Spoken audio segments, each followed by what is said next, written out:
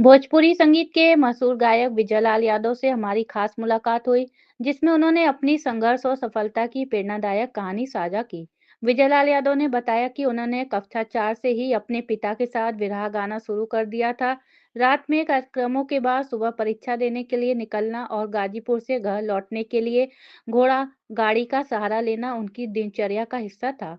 इन सारी मुश्किलों के बावजूद उन्होंने कभी हार नहीं मानी। गायक विजयलाल यादव ने किशोरावस्था में आवाज में आए बदलाव और बोलने में दिक्कतों का जिक्र भी किया। उन्होंने खुद को संभाला, ब्रह्मचर्य का पालन किया और गाना जारी रखा। उनकी आवाज में समय के साथ निखार आया और वे संगीत जगत में अपनी पहचान बनाने में सफल हुए। उन्होंने विरह गायकों को एक संदेश दिया कि विरह गाने के दौरान नाचने से बचना चाहिए और इसे एक गंभीर कला के रूप में अपनाना चाहिए। आखिर में विजयलाल यादव ने अपनी आगामी परियोजनाओं के बारे में बताया। उनका संगीत जल्द ही अनुराग कश्यप की फिल्म निशानची में सुनाई देगा, जिसमें एक गाना हिंदी और दूसरा इंग्लिश में होगा। अपने कार्यक्रम पूर्वांचल के उभरते सितारे के अंतर्गत आज हमारी मुलाकात भोजपुरी गायकी के सबसे मशहूर सितारों में से एक माननीय श्री विजयलाल यादव जी से हुई। और आप गाजीपुर के बहुत ही साधारण पृष्ठभूमि से आती हैं, लेकिन अपने संघर्ष और मेहनत के कारण आज भोजपुरी गायकी में एक इन्होंने अलग मकाम हासिल किया है। और कितनी सारे इनके जो गाने हैं और कितनी सारी चीज़ें हैं, इन्होंने एक नए चलन की शुरुआत की।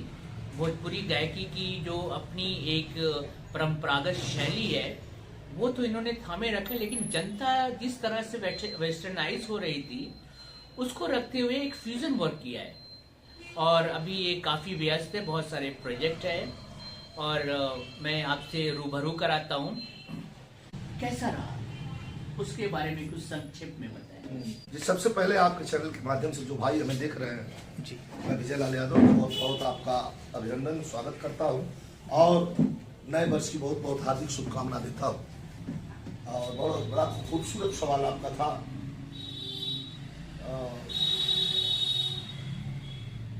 मुझे लगता है कि कक्षा 4 में पढ़ रहा था तो मेरे पिताजी सर्विस करते थे कलकत्ता में, वही हमारा जन्म हुआ। और मैं कक्षा 4 में पढ़ रहा था तो मैंने मंच पकड़ लिया था।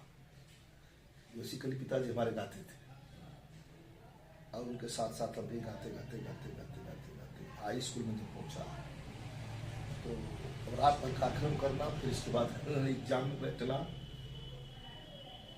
पूरा सो जाता था। वहाँ लोग उठाते थे, अरे एग्जाम देना है। 2 बार तो ऐसे ही कटा, तीसरी बार मैंने एग्जाम निकाला। फिर आकर के यहाँ से गाजीपुर से इंटरमीडिएट करके और फिर ग्रेजुएशन बनारस किया।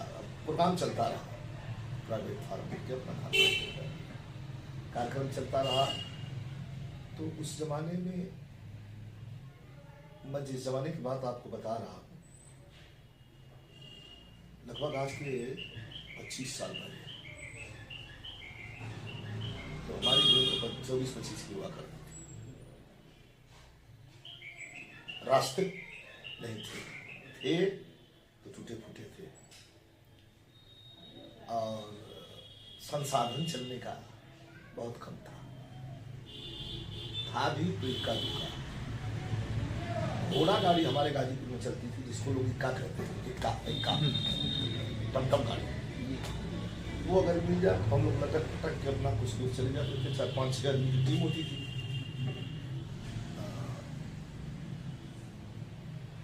हम लोग सोचते थे कि साइकिल भी अगर होती हम सबके पास 3 साइकिल, 2 साइकिल भी होती तो 3 आदमी बैठ के 6 आदमी हम लोग निकल जाते। कितना कष्ट है साला। गाजीपुर से हमारा घर पड़ता है लगभग 30 किलोमीटर, 30-35 किलोमीटर। शाम को 4-5 बजे प्रोग्राम बंद करने के बाद और हम वहाँ से पैदल, हम पूरी 5-6 लोग जो हम लोग गाने बजाने वाले थे, हमारे कोरस बोलने वाले, ढोल बजाने वाले, हमारे पिताजी थे, हमारे भाई थे। हम लोग निकलते थे वहाँ से पैदल चलते चलते 30-35 किलोमीटर की दूरी तय कर करते थे, फिर घर पहुंचते थे। तो सुबह बहुत खट्टा मीठा अनुभव था, चला की जिंदगी रही है, लेकिन मैंने पीछे मुड़कर नहीं देखा। संगीत हमारा, गाना बजाना ही हमारा उड़ना है, यही बिछौना है, यही खाना है, यही पीना है और यही जीना है। इसलिए अब तक आप लोग के बीच में मैंने कभी महसूस नहीं किया कि मैं उम्र से पुराना हो रहा हूँ। नहीं, बिल्कुल एकदम बच्चा वाला दिल आज भी है। 24-25 की जवानी, 30-35 की जवानी को लेकर हम मंच पर खड़ा होते हैं। अब मुझे कहना क्या है, ये आप लोग देख रहे हैं, आप लोग खुद ही जानते हैं। तो मुझे शर्म भी आती है मास्टर साहब, मुझे शर्म इस बात की आती है कि लोग क्या कहेंगे। ये देखो, जब से खड़ा है तब से अपनी बड़ाई खाली कर रहा है, और मंच पर खड़ा होकर के जो अपनी बड़ाई करता है, तो कहीं न कहीं उसके कर्म पर, निष्ठा पर, उसके कला पर संदेह है। उसको अंदर संदेह है, उसको डर है कि मैं ठीक नहीं हूं, इसलिए लोगों को जबरदस्ती बता रहा होता है कि मैंने ये है, मैं ये हूं, मैंने ये किया है, मैंने वो किया है, मैं फला किया हूं, मैं ठका किया हूं, मैं ये कर दिया, मैं वो। कहने की क्या जरूरत है, मैं तो नहीं कहता, लेकिन लोग प्यार जान से भी बढ़ के करते हैं। हाथ कंगन को आरसी क्या, सड़क पे खड़ा पारसी क्या। आपने बहुत अच्छा समय पे जो है इंटरव्यू लिया है। सारी इंटरव्यू में एक ही बात कहना चाहूंगा, कलाकारों से फिर निवेदन करूंगा जो हमसे पीछे वाले हैं कि मजाक मत बनाओ इसको। हमारे लोगों की धरोहर है, खाओ पियो दूध घी बादाम, कलेजा को मजबूत करके और गाँव की चौकी हिलने लगे तब भी रहा है। जाता हुआ आदमी ठहर के रुक जाए, अरे वाह यार क्या गा रहा है, तब भी रहा है। नौटंकी, नाटक, डांस, ये सब अरे थोड़ा बड़ा चटनी चलता है।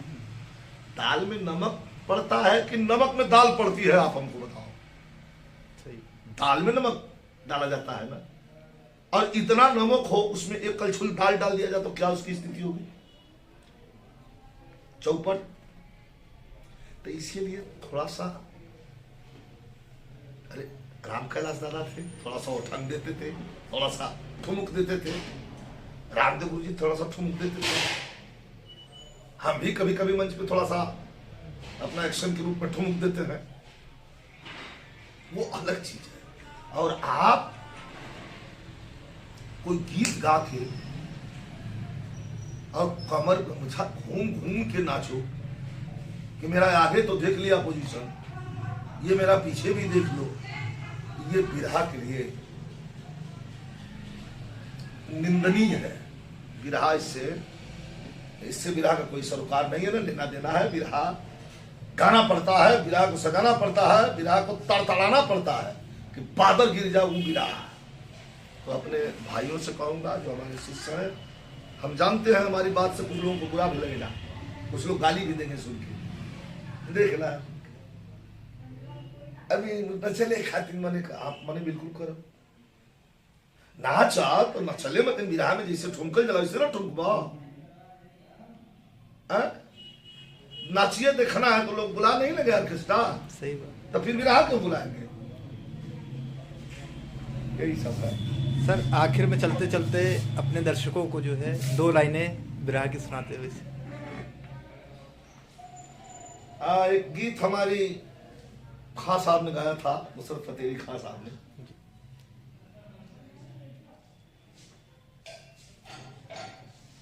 मोहब्बत की राहों में आके मैं सिर्फ गुनगुना रहा था, कोई लिखी हुई गीत नहीं है, ये मेरी सोच है, उपज है, जो वायरल भी है जी। हालांकि आप हमको नहीं कहना चाहिए। मिश्री से मीठ लागे ई भोजपुरिया बोली, मिश्री से मीठ लागे ई भोजपुरिया बोली, एक बेर बना रस में आके त देखा, मगहिया के पनवा पर लुट जइबू गोरिया, हाय हाय मगहिया के पनवा पर लुट जइबू गोरिया, लेकिन गंगा के जल में नहा के त देखा। Thank you sir, thank you very much. अभी आपने देखा कि प्रतिभा जब अपने निखार पर होती है तो किस तरह से वो अपने एक नए आयाम को गढ़ती है और उसके आसपास सारे जमानों मका इर्द गिर्द घूमने लगते हैं।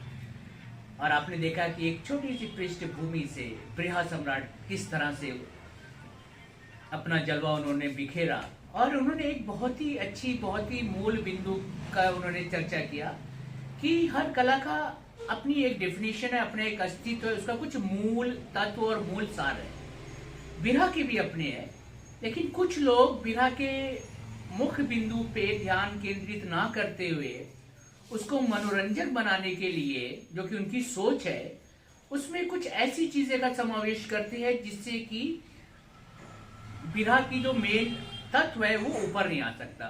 और ये शिकवा है और शिकवा होना भी चाहिए, क्योंकि किसी भी चीज का अगर मूल तत्व विलीन होता है तो कहीं ना कहीं वो वस्तु विलीन होती है।